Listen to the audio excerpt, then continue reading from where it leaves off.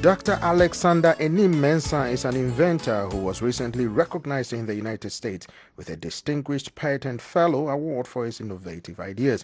He has about 30 registered patents to his name. He says African countries can reap huge benefits if they diligently pursue innovation, inventions, and patents. To learn more about his work, I reached Dr. Anim-Mensah by phone in Columbus, Ohio.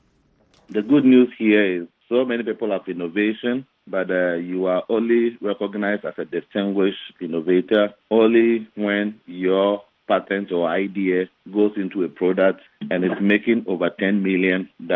So that made me being recognized alongside with others as a distinguished innovator. Looking at the recognition, you've been traveling across Africa. You have concerns about some of the things happening. What have you seen in Africa that you think can be improved? One thing I've realized that we will say we don't have money, and we will say when we put money into something, we want quick return.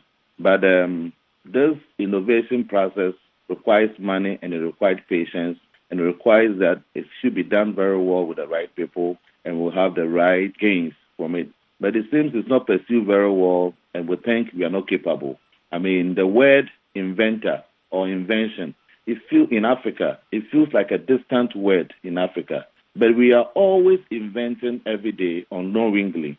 But the sad part is, whatever we come out with, it doesn't get to the world scene for us to make enough money from that.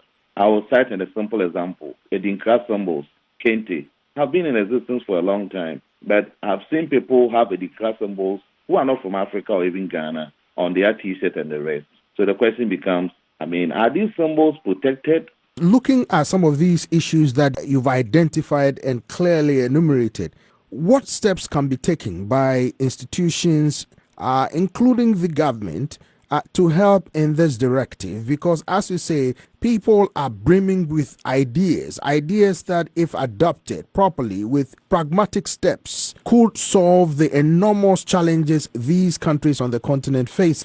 Let me talk about one problem, and I will look at it from a different angle. I'm thinking that ECOWAS is a big body, which is across West Africa, for instance. So if ECOWAS is able to come out with a strong system, which is tied to the ECOWAS states, it will be a very good way to go about it. First, there should be a way to gather those information in terms of if anybody has a new idea, the person should write on a paper and go straight to an office somewhere and then document his or her name and say that I was the person who came up with the idea.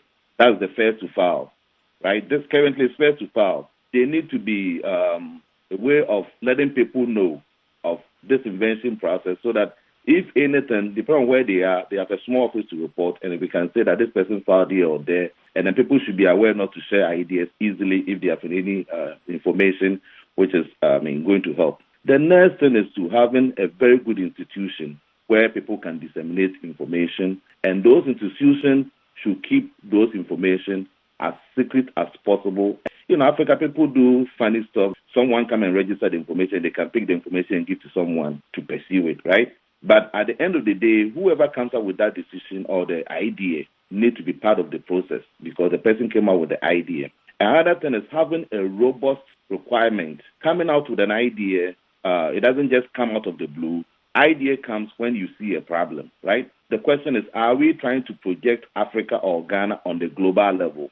Are we looking to project Ghana or Africa on the regional level? Whatever levels it is, what is the problem? Is the problem that people have to look at it and then come up with ideas, and then we take them through a rigorous process. Dr. Alexander Anim-Mensah is an inventor. He spoke with me from Columbus, Ohio.